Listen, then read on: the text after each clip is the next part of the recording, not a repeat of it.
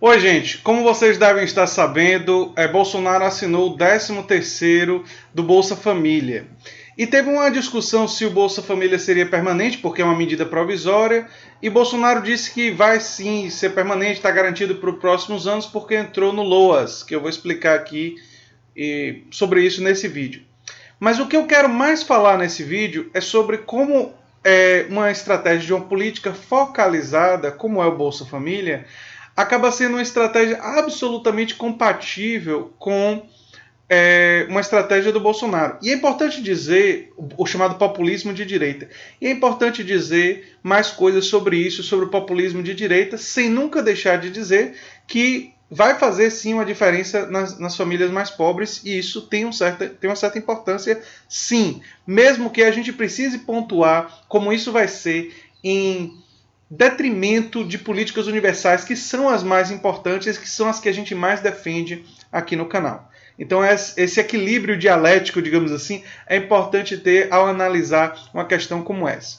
Se você chegou agora, o canal é a Nova Máquina do Tempo, eu sou André Teixeira Jacobina, que a gente fala de política, de filosofia e de ciência. E se você gosta do que a gente faz, se inscreva, dê um like, compartilhe. Tem links para nossas redes sociais, nosso apoia-se no comentário fixado, assim como as fontes para esse vídeo. Bem, como eu disse, né, o pagamento vai ser feito em dezembro, né, de acordo com o calendário do programa, e essa medida precisa ser aprovada pelo Congresso em até 120 dias. Né.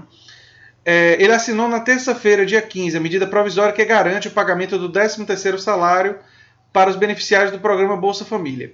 É importante entender que o Bolsa Família não é bem um salário, a não ser que fosse entendido como uma renda mínima cidadã, mas não é universal, é apenas para as pessoas mais pobres. A criação do pagamento extra havia sido anunciada em abril, mas ainda não havia sido assinada de fato. O 13º foi uma das promessas do presidente e foi incluída na meta dos 100 dias de governo, que não foi cumprida. Quer dizer, ele conseguiu só muito tempo depois dos 100 primeiros dias de governo. Né? Mas ele manteve isso como medida provisória.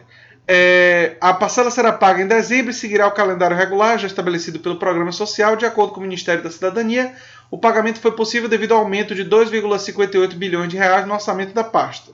Né? Enfim, e teve uma discussão se está garantido para os próximos anos. E ele disse que sim, porque vai entrar na LOAS, na Lei Orgânica da Assistência Social, que tem um orçamento específico e concede benefícios de baixa renda. Para o pessoal que estiver pensando quanto é o Bolsa Família dá uma renda per capita de R$ 89 mensais, quer dizer, baixíssimo, para pessoas em situação de extrema pobreza, e vai até no máximo R$ 178, ou seja, as pessoas que dizem assim, pessoas estão tendo filhos para ganhar Bolsa Família, é uma coisa assim. Se as pessoas estão tendo muitos filhos, provavelmente é por falta de informação, por pobreza, por uma série de outros problemas. O Bolsa Família não pode ser visto como um incentivo, até porque o seu valor é muito baixo e não tem um adicional tão grande de filhos extras. Enfim, eu, inclusive, seria favorável a gente pensar, sim, em uma renda mínima universal de cidadania em um valor mais alto, para garantir alimentação, para garantir o básico para as pessoas. Né? Nos Estados Unidos, o Andrew Yang está propondo $1.000. Claro que aqui no Brasil não seria $1.000, é óbvio.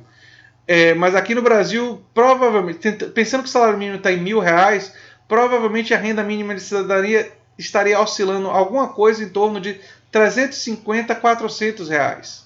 Né? Provavelmente, se a gente fosse construir uma renda mínima de cidadania, seria dessa ordem. Né?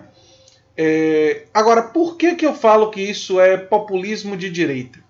É importante entender que o Bolsa Família, quando ele foi instituído, ele consumia cerca de 0,4% do PIB. Ou seja, um programa muito, muito barato.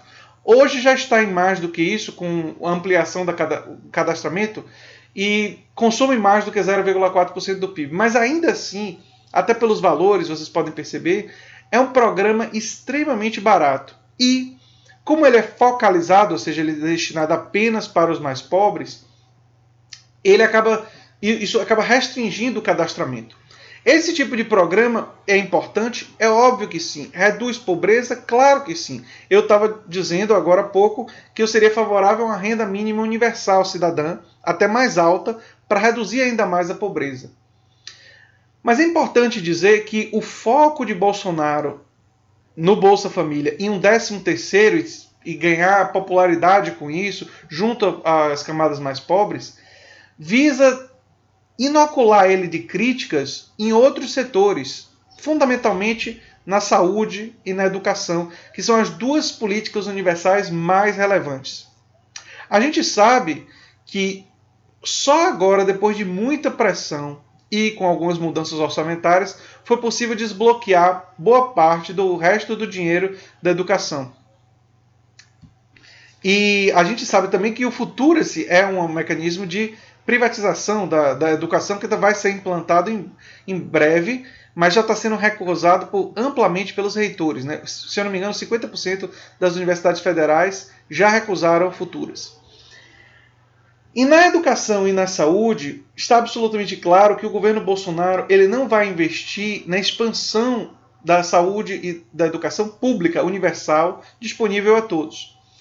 Ele vai investir, por exemplo, no caso das universidades privadas, no caso das universidades, o Futura-se, que é um mecanismo que privatiza as universidades gradualmente, e ele vai investir na saúde, na popularização dos planos de saúde privados, os chamados planos de saúde populares. Esses planos de saúde visam substituir o SUS para as pessoas de baixa renda, efetivamente reduzindo a capacidade do SUS em existir. O que está por trás desse tipo de plano e desse tipo de estratégia?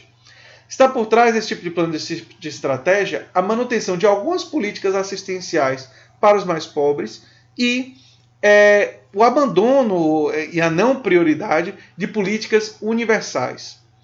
Aliás, essa é uma crítica que eu fiz aos governos petistas no meu artigo publicado na revista Saúde em Debate.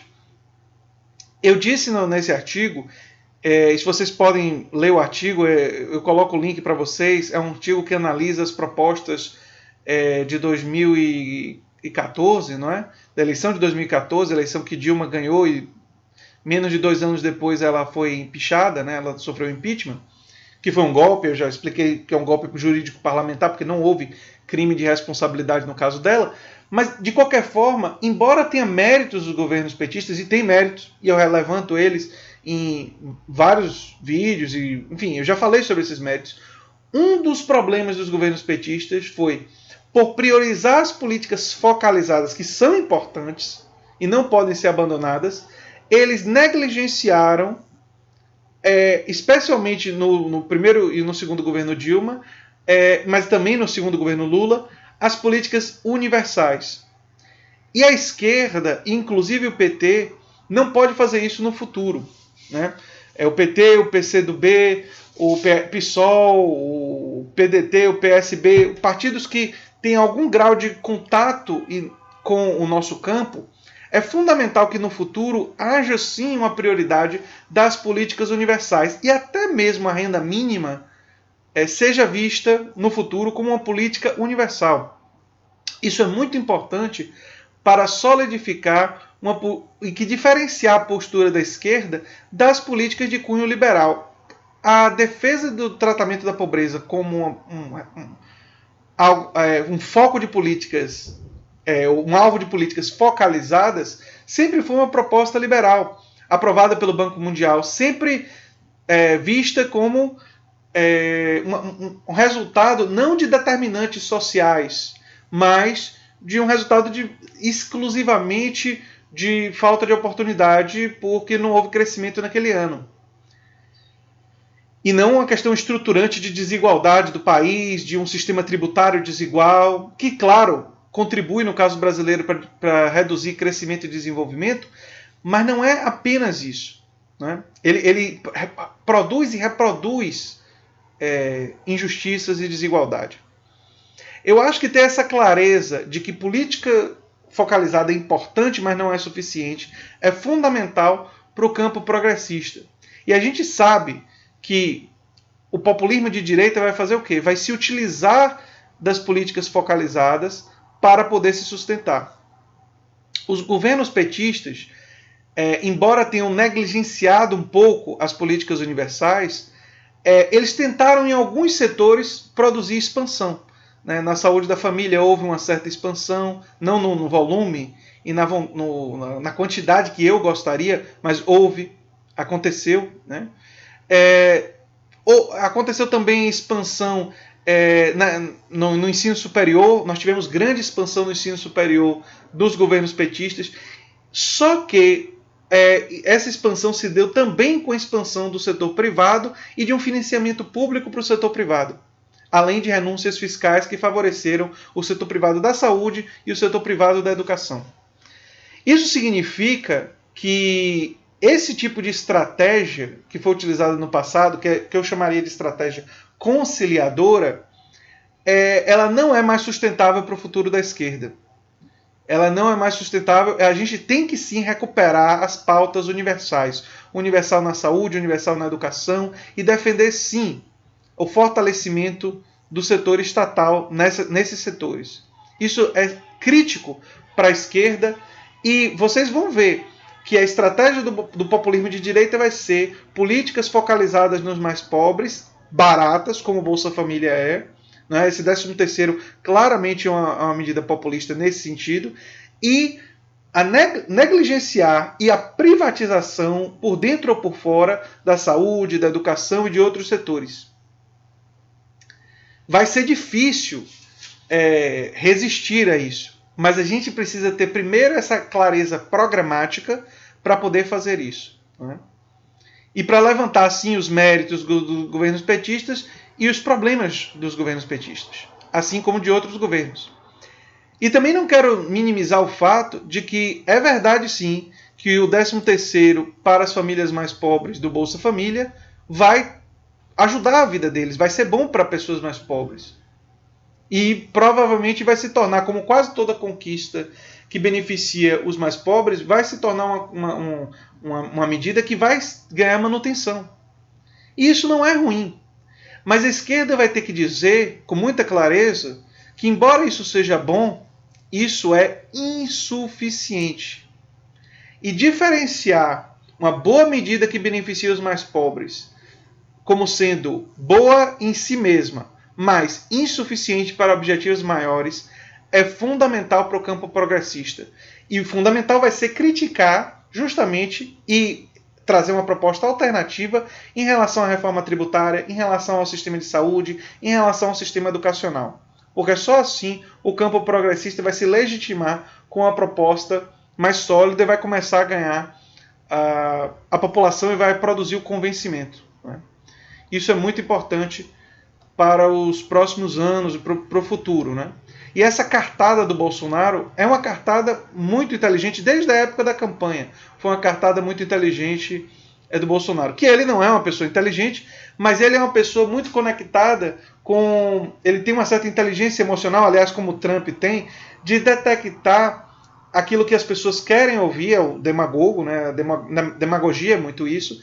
E aí dizer o que elas querem ouvir e fazer pequenos gestos que alegram determinados setores. Como ele fez o gesto de dizer que iria indicar um ministro do Supremo radicalmente evangélico. Isso era um gesto que ele estava fazendo para uma base. E quando ele indicar um ministro do Supremo muito evangélico, ele vai estar satisfazendo essa base eleitoral.